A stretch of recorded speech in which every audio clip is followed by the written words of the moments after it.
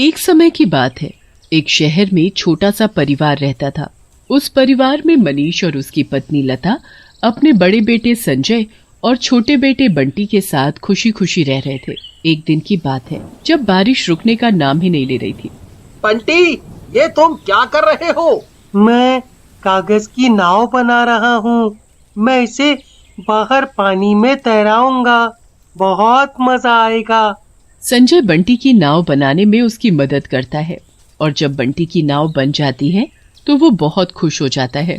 भैया, मैं बाहर खेलने जा रहा हूँ। हाँ हाँ, क्यों नहीं। तभी उसे पीछे से किसी की आवाज आती है। बंटी पीछे मुड़कर देखता है तो एक औरत बहुत सारे गुब्बारे हाथ में लिए खड़ी होती है। बंटी पे इतने सारे रंग बिरंगे गुब्बारे देखकर बहुत खुश हो जाता है। आओ बेटा, मेरे पास आओ। देखो मेरे पास कितने सुंदर सुंदर गुब्बारे हैं। चुड़ैल, डरो मत बेटा, मेरे पास आओ।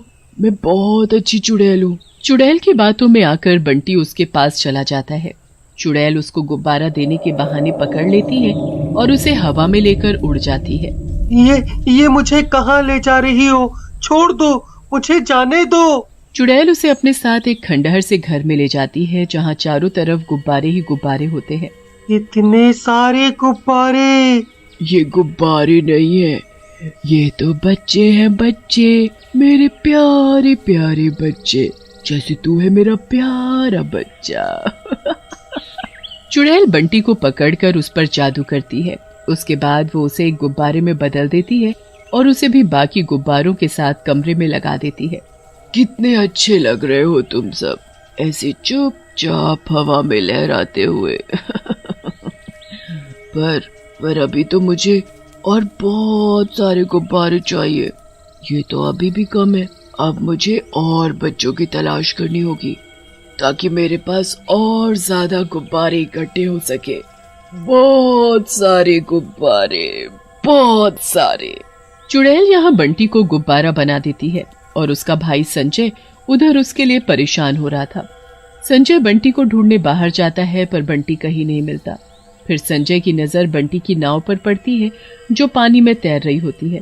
पर अजीब बात तो ये कि उस नाव पर एक गुब्बारा बंधा हुआ होता है। ये तो बंटी की नाव है, पर उसकी नाव पर ये गुब्बारा कैसा? सब लोग बंटी को एक एक जगह जाकर ढूंढते हैं पर बंटी का कुछ पता नहीं चलता।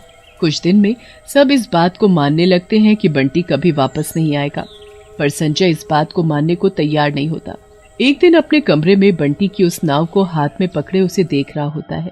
बेटा संजय, तुम कब तक ऐसे उदास रहोगे? हमने इस बात को मान लिया है कि बंटी कभी वापस नहीं आएगा। नहीं माँ, वो आएगा, वो जरूर आएगा। मैं उसे ढूंढ कर लाऊंगा। एक दिन स्कूल की छुट्टियां पड़ जाती हैं। अगले दिन से सब लोग रोज पार्क में मिलते हैं और खूब खेलते हैं। एक दिन जब सब लोग पार्क में फुटबॉल खेल रहे होते हैं तो फुटबॉल बहुत दूर पहुंच जाती है। ओहो, अब कौन लेकर आएगा फुटबॉल इतनी दूर से? राहुल, तुझे ही जाना पड़ेगा क्योंकि तूने ही उसे इतनी दूर पहुंचाया है। हाँ हाँ ठीक है। राहुल आगे झाड़ियों में जाकर फुटबॉल ढूंढने लगता है। कुछ देर बाद उसे फुटबॉल दिख जाती है, पर वो जैसे ही फुटबॉल को उठाने लगता है वो अपने आप आगे चली जाती है। ये फुटबॉल अपने आप बार बार आगे कैसे चली जाती है? रुक। राहुल फुटबॉल के चक्कर में आगे निकल जाता है जहाँ चुड़ैल गुब्बारे लेकर खड़ी होती है। चुड़ैल, डरो मत मुझसे बेटा, मेरे पास आओ, मैं तुम्हें कुछ भी नहीं कहूंगी। राहुल चुड़ैल की बातों में आकर उसके पास चला जाता है। चुड़ैल उसको गुब्बारा देने के बहाने पकड़ लेती है और अपने साथ उड़ाकर अपने घर ले जाती है। वहां वो राहुल को एक गुब्बारा बना देती है और वहीं घर के एक कोने में लगा देती है। और इधर पार्क में संजय और सविता राहुल का इंतजार करते रहते हैं। बहुत देर बाद भी जब राहुल फुटबॉल लेकर वापस नहीं आता तो दोनों उसे ढूंढने निकल पड़ते हैं। कुछ दूर झाड़ियों के पास उनको अपनी फुटबॉल पड़ी मिलती है और उस फुटबॉल पर एक गुब्बारा भी बंधा हुआ होता है। नहीं नहीं, ये नहीं हो सकता। क्या हुआ संजय? ठीक ऐसा ही हुआ था मेरे छोटे भाई बंटी के साथ। वो भी एक दिन अचानक ऐसे ही गायब हो गया था और जिस जगह से वो गायब हुआ था वहाँ ऐसा ही एक गुब्बारा था। क्या? ये तुम क्या बोल रहे हो? मैं सच बोल रहा हूँ सविता, राहुल के साथ भी वही हुआ है। और जाने कितने बच्चों के साथ ऐसा हुआ होगा। हमें इसके पीछे की सच्चाई का पता लगाना ही होगा। पर कैसे?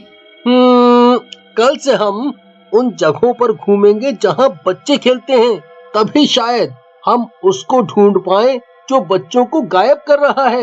अगले दिन सविता और संजय हर उस जगह पर घूमने लगते हैं जहाँ बच्चे होते हैं। मैं पानी की बोतल लेकर आता हूँ, तुम यहीं बेंच पर मिलना। संजय पानी लेने चला जाता है और तभी सविता को एक आवाज सुनाई देती है। गुड़िया, मेरी प्यारी गुड़िया, आओ आओ मेरे पास। सविता इधर उधर देखती है पर उसे कोई नहीं दिखता, पर एक पेड़ के पास बहुत सारे गुब्बारे दिखते हैं। वाह, कितने सुंदर और रंग बिरंगे गुब्बारे हैं। सविता उन गुब्बारों के पास जाने लगती है। वो उस पेड़ के पास पहुंचकर उन गुब्बारों को छूकर उनसे खेलने लगती है। तभी संजय पानी की बोतल लेकर आता है, पर सविता बेंच पर नहीं होती। वो तो एक पेड़ के पास खड़ी गुब्बारों से खेल रही होती है।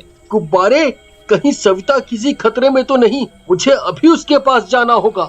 संजय सविता के पास पहुंचता है। इतनी देर में चुड़ैल पेड़ के पीछे से बाहर निकलती है और सविता का हाथ पकड़कर उसे हवा में अपने साथ ले जाती है और पेड़ के पास एक गुब्बारा छोड़ देती है। चुड़ैल, मतलब ये वही है जो सब बच्चों को उठाकर ले जाती है। मुझे जल्दी से इसका पीछा करना होगा। संजय अपनी साइकिल उठाता है और उस चुड़ैल का पीछा करने लगता है।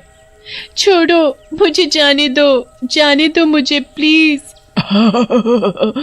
इतनी मुश्किल से तो तुझे पकड़ा है, तो ऐसे कैसे जाने दूं? तो ऐसे कैसे छोड़ दूं? अब तो तुझे मैं हमेशा अपने पास रखूंगी। चुड़ैल उड़ते हुए अपने घर पहुंच जाती है और सविता को अपने साथ घर के अंदर ले जाती है। संजय अपनी साइकिल बाहर खड़ी कर देता है और चुपके से खिड़की से अंदर झांक कर देखने लगता है। पूरा घर रंग बिरंगे गुब्बारों से भरा हुआ होता है। ये इतने सारे गुब्बारे, आखिर ये चुड़ैल इतने सारे गुब्बारों का करती क्या है? और वो सारे बच्चे कहाँ हैं जिनको ये चुड़ैल पकड़ कर लाती है? आखिर मेरा भाई बंटी कहाँ है?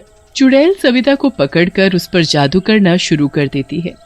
छोड़ दो मुझे, प्लीज जाने दो। चुप कर, समझी? चुड़ैल सविता के ऊपर जादू करके उसको एक गुब्बारे में बदल देती है और उसी घर में लगा देती है। संजय ये सब देखकर हैरान रह जाता है, पर अब उसे सब समझ आ चुका होता है कि कैसे उस चुड़ैल ने बंटी के साथ साथ बहुत सारे बच्चों को अपने जादू से गुब्बारा बनाकर अपने घर में कैद कर रखा होता है। मतलब ये सब गुब्बारे दरअसल में बच्चे हैं, पर मैं इन सबको कैसे आजाद करूं और कैसे वापस इंसान बनाऊं? चुड़ैल सारे गुब्बारों को छू छू कर बड़ी खुश होती है और फिर वो एक सबसे बड़े गुब्बारे के पास जाती है जो उसने एक अलग कमरे में रखा हुआ होता है। वो ताला खोलकर उस गुब्बारे के पास जाती है और उस पर जादू करने लगती है। मैं जितने गुब्बारे इस घर में लगाऊंगी तू उतना ही बड़ा होता जाएगा, और जितना बड़ा तू होगा उतनी मैं शक्तिशाली। मुझे तुझे सबसे दूर रखना होगा, क्योंकि अगर तुझे कुछ हुआ तो मैं खत्म और सब आजाद। उसके बाद चुड़ैल उस कमरे में वापस ताला लगाकर चाबी को एक मटके के अंदर छुपा देती है और एक नए बच्चे की तलाश में घर से बाहर चली जाती है। चुड़ैल के जाते ही संजय घर के अंदर घुस जाता है। बंटी, बंटी, मेरे भाई, देख मैं आ गया तुझे बचाने। तू कहाँ है मेरे प्यारे भाई? संजय को कुछ समझ नहीं आता कि सारे गुब्बारों में से उसका भाई बंटी कहाँ है। ऐसे ढूंढने का कोई फायदा नहीं है। मुझे उस बड़े गुब्बारे को ही फोड़ना होगा जिसमें शायद उस चुड़ैल की जान है, और तभी सभी बच्चे गुब्बारों से इंसान बन पाएंगे। संजय जल्दी से मटके से चाबी निकालता है और कमरे का ताला खोलकर बड़े गुब्बारे के पास पहुंच जाता है। उसके बाद वो उस गुब्बारे को फोड़ने की कोशिश करता है, पर वो गुब्बारा इतना शक्तिशाली होता है कि किसी भी नुकीली चीज से नहीं फूटता। संजय ने गले में हनुमान जी का एक लॉकेट पहना हुआ होता है। संजय फिर उस लॉकेट को निकालता है, जिससे एक बार मारने पर ही वो गुब्बारा फूट जाता है और चुड़ैल का अंत हो जाता है। उसके बाद सभी गुब्बारे बच्चों में बदल जाते हैं। संजय अपने भाई बंटी और अपने दोस्त राहुल और सविता से मिलकर बहुत खुश हो जाता है।